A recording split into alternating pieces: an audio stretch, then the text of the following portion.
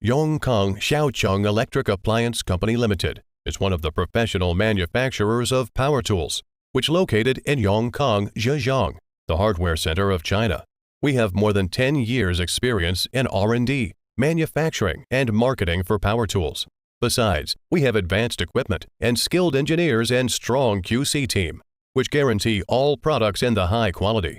The company has registered MAKUTE brand in 48 countries and regions in 2021 to protect the rights and interests of local agents. Cảm ơn anh em đã dành thời gian xem video trên. Nếu anh em cần quan tâm những mặt hàng nào bên em đang cung cấp thì anh em có thể liên hệ qua website tntvn.vn hoặc liên hệ số hotline 0932 133 259 để gặp nhân viên tư vấn của em Khôi để trao đổi tư vấn cụ thể trực tiếp trước khi chúng ta quyết định mua hàng một cách đúng đắn. Và một lần nữa, cho em Khôi xin một lời giới thiệu của anh chị bằng cách mà nhấn một nút like và một lượt đăng ký kênh để chúng ta có thể lan tỏa giá trị hơn cho ngành máy của mình.